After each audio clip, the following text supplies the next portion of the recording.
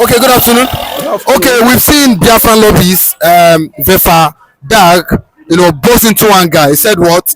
He said he's not happy with the proceeding, then the Finnish court as regards Simon Ekpa's case. He said what? The Finnish government are trying to play a funny game with the Nigeria government as regards Ekpa travel, accusing him of tax fraud and at the same time accusing Ekpa of terrorist activities here in Nigeria.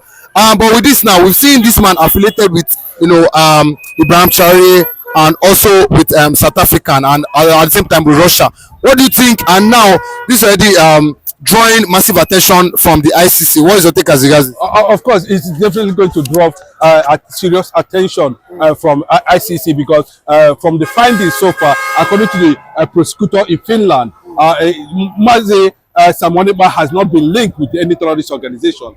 And but they are factoring in a lot of things, why Finland will stoop so low, irrespective of whatever gas deal they would have entered with Nigerian government. But so far, so good. Mambet Jaffa Gad, has made it very clearly. I think there was a press conference in that regard, where we'll put it very clearly to, all over the world that he is interested on Ekpa and is also a Biafran lobbyist from what we are finding out. Who is that? The Biafrans need to actually know who is, Mehmet Gad. And Mehmet Gad is a Turkish ambassador. I remember some time ago, we noticed there was a Turkish man who has also showed interest in anything that has to do with Biafra. Time passed during Mazi Nnamdi Kanu travel.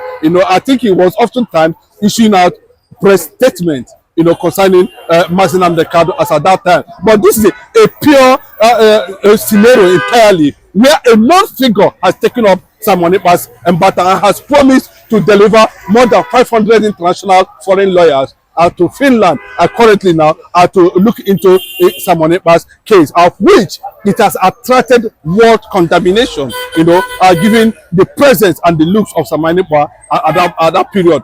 Even though we got to know that Simon Ekpa actually came to court through military medical armored vehicle, but that has not yet been confirmed. But what the world leaders and of course Dag is saying at this point in time is that he is no longer comfortable with the position of Finland on Ekpa's matter, and not only that, he is making reference to what Swedish government and Norway government is talking about, how Alexander stood so low, signaling there must be something behind what is happening in Finland against Simon Ekpa. Currently now, the borders between Norway and Sweden has been shut down as a result of, what Alexander Stubb has actually compromised the standard of Finland as a nation among international community and community of friends all over the world. And the questioning is still ongoing, to identify. Investigation is still ongoing to identify where we are observing such a thing as regards to Biafran agitation. And there was one interesting thing about this inflation figure, even though at the point in time, we discovered that he has had a stint, a clash with South African government. But Biafrans all over the world who are watching this video should go and find out who is actually this man and why he is actually picking interest on anything that has to do with, Simon Ekpa and Biafra. And a lot of people claim that it's one of the Asia Biafran lobbyists within the Asian continent, who is also making sure that at the recognition of Biafra, we are going to experience other Asian nations, buying into their solidarity of recognizing Biafra, as a sovereign nation. But what amazes everybody now is that, at this point in the next Simon Ekpa's court appearance in Finland court, we are going to see more than 100 volunteers of foreign lawyers who are bent on trying to question the rationale why a Finnish citizen should be tried based on pressure coming from another country on the charges that has no proof of whether Simon Ekpa is linked to terrorism or not. But thank God, what the Iraqi born lawyer, I'm talking about Kali, Gumarus, who represented Samoniba at the last court appearance. You understand? And he's a reputable figure when it comes to issues like this, and he has taken up that matter. But another figure too is coming in, and what we are seeing now might not be too good for Alexander Stubb. I think the man currently now is in trouble as borders have been shut down, and people are pointing to the inhuman treatment method on Simoniba by Finnish government and a Finnish citizen for that, a Biafra Finnish citizen that has been gathering a lot of storm. That was why they took such decisions currently now. But Abraham Traore and the Russian president are meeting currently now to take a decisive decision on Finland. And remember, Finland and Russia are having a lot of problem, and I can tell you currently now that Russian government has shut down the hydrogen plant that is about to take place in Finland, citing human rights abuse by the Finnish government on a Biafra Finnish citizen, Simon Ekpa. So anybody that is telling you, that Simon Ekpa is not going to come out of this is not telling you the truth. Simon Ekpa has the spread contact, has a lot of contact, has a lot of influence, within the nomadic nations or Scandinavian nations, including Denmark too. So this has actually put pressure, on Finland to look into Simon Ekpa's connection and to know why a Finnish citizen will be tried based on terrorist accusations and petitions filed by government. But from the look of things, Alexander Stubb seems to have, because of Simon Ekpa, took side, against Russian President Vladimir Putin by supporting Ukraine. You can say that. And Russia, and of course, the most influential figure now in Africa, West Africa now, outside Mazi Nnamdi Kanu, is Ibrahim Traore, has made it officially that what is coming to Finland is huge, and that they will seek Biafran liberation anytime, any day, and nobody can stop them, because for economic and social political reasons, these nations I've mentioned has made it very clearly that there is no going back on Sahel revolution, and any time from now Ghana is likely to join the Sahel nation, and of which they are preparing the giant, the Jewish state of Biafra, to be able to join the Sahel nation at the end of the day, leaving ECOWAS and AU, totally paralyzed. And that is the area we are looking at now. But from what you're saying now, the economy of Finland is going down, and there is pressure on the parliament, and there is pressure on the presidency of Finland to do the needful. And from what we are gathering, it looks like as if that this very man we are talking about today, who has been a vocal international pro-Biafran lobbyist, unknowingly to many people. That tells you there's a lot of them scattered all over the world, who are bent on making sure that the world get to recognize Biafra and show solidarity to it. The case of Simon Ekpa currently now is not going to last long the way we see it, but I can tell you that victory at the end of the day is totally guaranteed.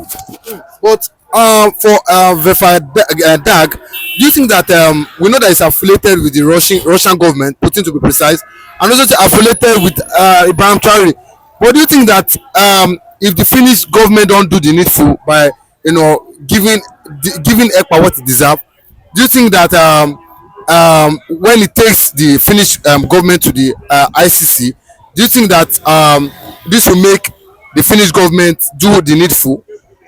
I think the judgment should be based on, for them to do the needful, and not to bring any external influence on the judgment they are going to take against Simon Ekpa.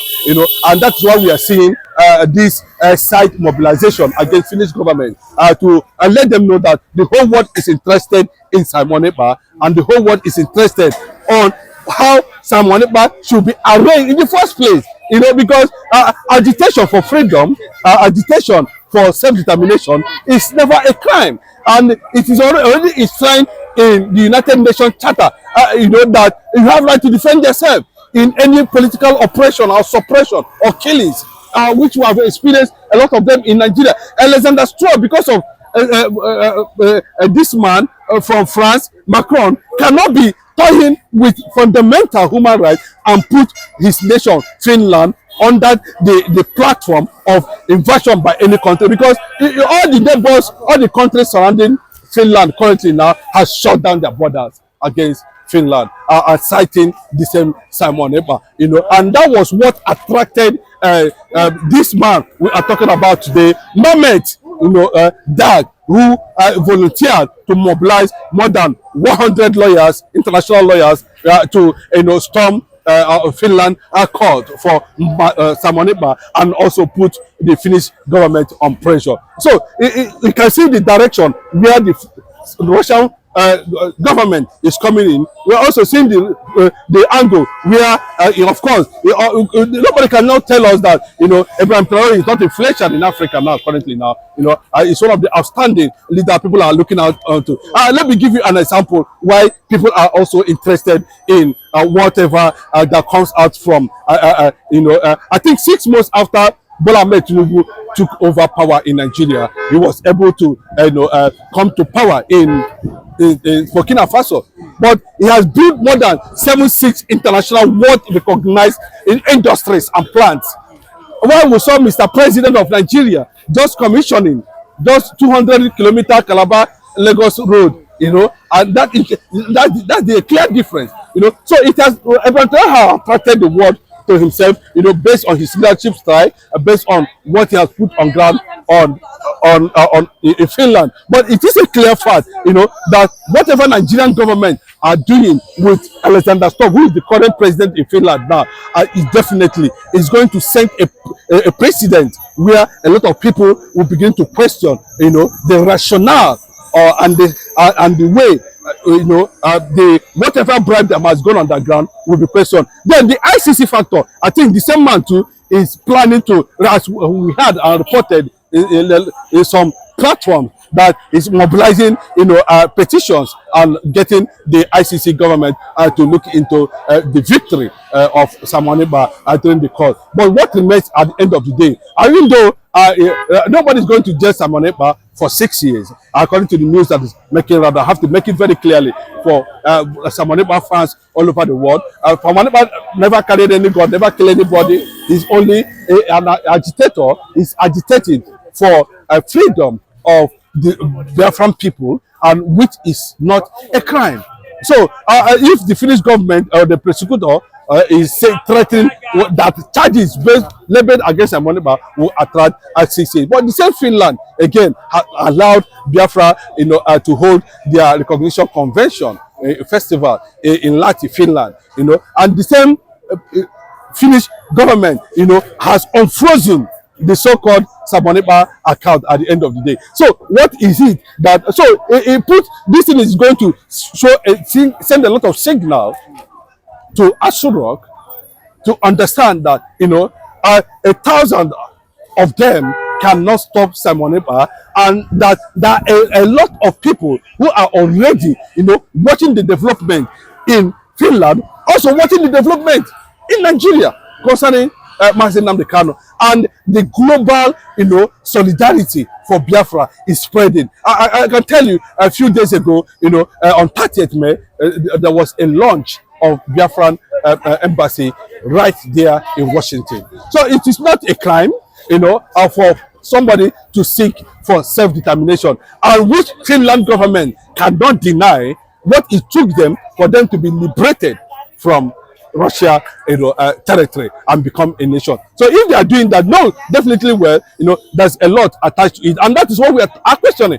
How come we are seeing more Finnish citizens in the gas industry and crude industry in Nigeria, where we see more of them? So you can see the kind of thing that is going on, you know, just because, you know, people doesn't want to be killed by so-called influence of the Fulani in Abuja, or so-called influence under a Fulani government in Nigeria. That is a quite disturbing one. And there's going to be a global resistance to whatever the Finnish government are trying to do, or to breach the fundamental human rights and the right for somebody to agitate for freedom. And that is what Simon Ekpa is doing. And based on that, that's why we are seeing all this thing happening. That just give you a breaking news and an insight of what is already a building up within Finland, all for Simon Ekpa. Simon Ekpa is not alone. The world is hearing, the world is watching, the global community is watching, the international community is watching,